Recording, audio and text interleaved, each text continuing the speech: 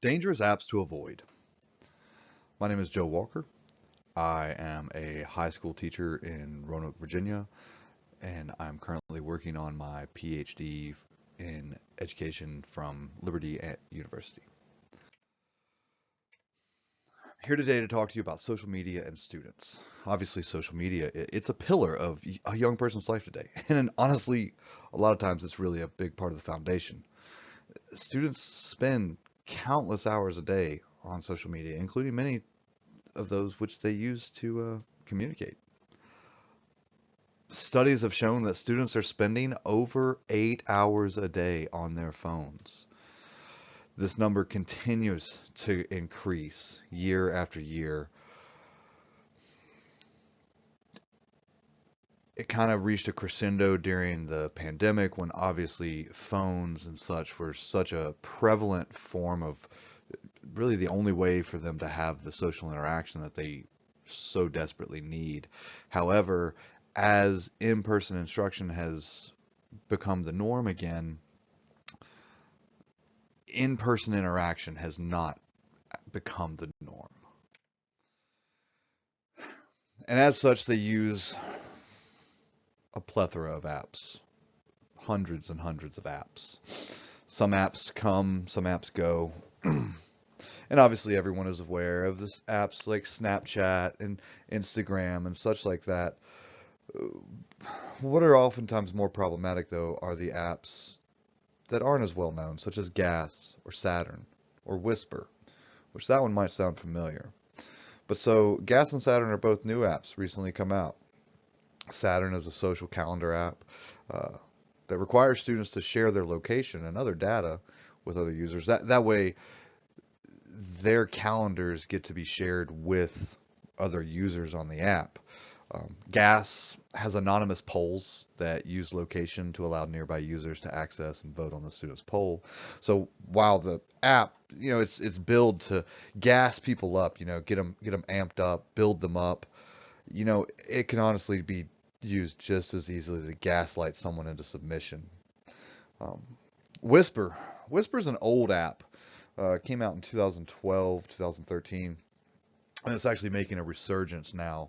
And it's where users can make an anonymous statement, right? Just whatever they want to say, they can type it into the app. It's completely anonymous, and they can say whatever they want. And in 2013, Whisper was in the news because it was causing some major damage as, well, for anyone who has been inside of a high school or a middle school for that matter, students can be absolutely vicious, and none of us like to think that our kids would be that way, but I'm sure that all of our children are not always as wholesome as what we would like for them to be. So I think one of the things that parents really need to know, the biggest issue with these is the anonymous messaging and the location sharing. Thankfully, sites like Omegle, apps like those, Omegle actually just closed down this year, which is great because that was about as anonymous messaging as you could get, because where even though you were getting that face-to-face interaction, in that case you were speaking to just a complete and utter random stranger. Um, with these that we're talking about today, though, Gas and Saturn and Whisper, it's that anonymous messaging and the location sharing that is really problematic, because without some really intricate safeguards being put into place, it's almost impossible to know who is interacting with the posts that our students are making, who is responding, who is engaging with our students, even if it's just by looking at their location and seeing a pattern. And obviously we all know that we live in a sometimes very dark world. So it's something that definitely, you need to be mindful of, us as teachers, you as parents, we all need to be highly mindful of what really is happening on our students' phones, on those devices.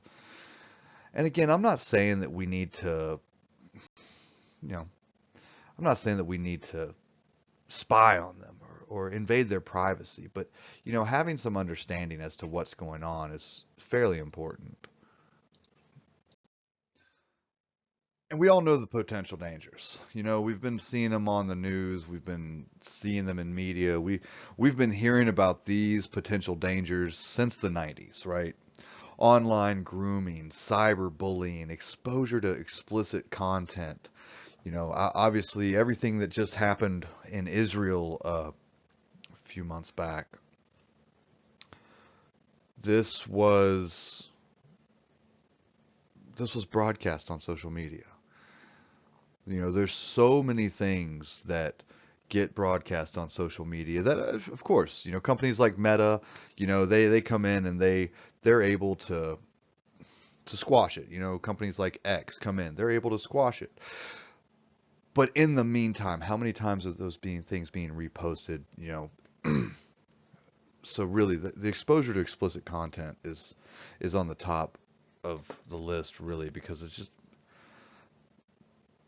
the amount of desensitization that has happened to our entire society. Um, Online grooming is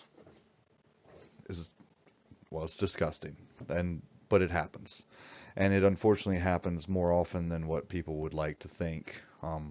Just recently in the news, an NBA player is allegedly dating a 16-year-old girl in Oklahoma, and so it's unlikely that they met at her school or at any of the other places that a 16-year-old should be. But meeting online is something that definitely could have happened. And then obviously the cyberbullying. The cyberbullying is something that, as an educator, I hear happening. I hear people discussing in the classroom, in the halls. I can see people's attitudes and moods change the more they're on an app during the day. And the reality is that this has a major impact on our mental health, on our students' mental health. The isolation and loneliness, because whereas you're getting this interaction, you're getting that dopamine hit from having someone like your video and having someone, comment. At the same time, it's not true interaction. And then, the body image issues that happen. And I'll tell you, I have an Instagram and I use it. Um, I use it to take pictures and post pictures and look at pictures of little plastic models. But when it shows me the Instagram reels, none of them are little plastic models. The one that it recommends to me are always highly targeted at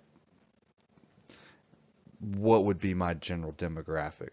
Um, and those body image issues are going to be awful on a younger students. I mean, even on an adult's mindset. But then also, studies have shown 100% the impact on these social media apps have seen a major uptick in anxiety and depression and other mental ailments that just weren't there before. So, how do we take action, right? We're going to implement parental controls, open communication, right? And the thing is too is a lot of times it's not that our students, it's not that our kids are doing something bad. So we have to really start practicing the idea of having these conversations with our students, with our kids, and we have to have real conversations, not just because they're in trouble. Not, I'm telling you this conversation. It's a, hey, let's talk about this conversation. We need to make sure that they are being educated about online safety and, not in a way that's redundant, not in a way that's just ridiculously overplayed, right? Like they obviously know, hey, I shouldn't do this. But, maybe a reiteration, maybe asking them, what do you think it looks like when you talk to a stranger? What do you think it looks like when these things are happening, right? Rather than just telling them, have an actual conversation. And, implementing the parental controls, that is an important step that can happen and is honestly a good thing. I mean, I use it with my own children. And the thing is, there are support and resources. There are websites with online safety tips.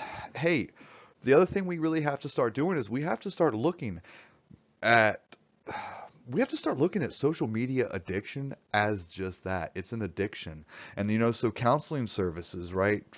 Figuring out a way for our students to get that validation, to get that, to get those dopamine hits, to get that without them having to immediately resort to social media. I can't tell you how many students I talk to that they don't have hobbies. They don't have hobbies. They don't have activities that they do. Literally all they do is social media. Trying to make that next viral video. And so sometimes we're going to need help, right? We're going to need help with this. A couple great resources, Aura and Net Nanny. They're both very subtle. They run in the background. Just content filters is really their main goal. Aura actually has a built-in VPN that basically hides the location anytime that you're using the internet for that purpose. So a lot of good safety features there. Probably two of the best on the market right now.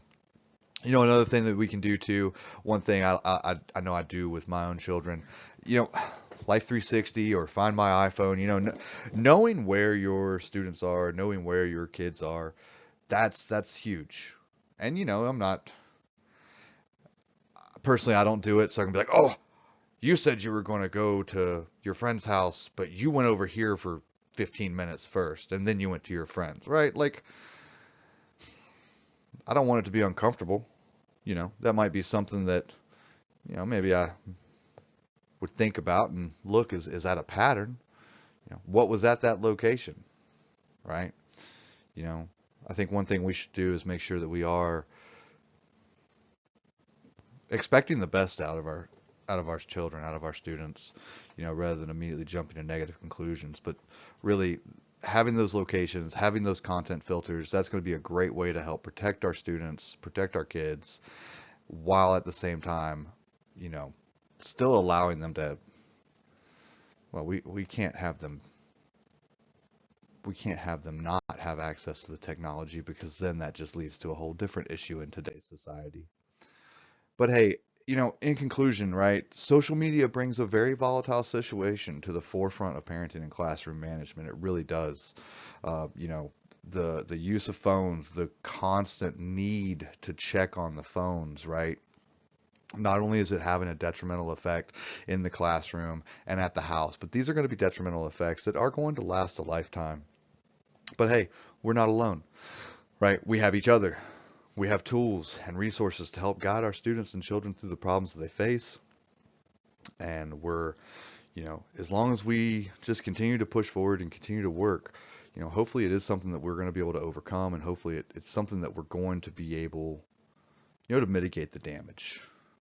And again, I want to thank you all for taking the time to listen to one teacher's perspective, and really look forward to seeing what maybe comes of all this. Again, thank you so much for coming. At the end here, I've put in my references. That way you can take a look at them. And other than that, I hope you all have a lovely evening and a wonderful holiday season.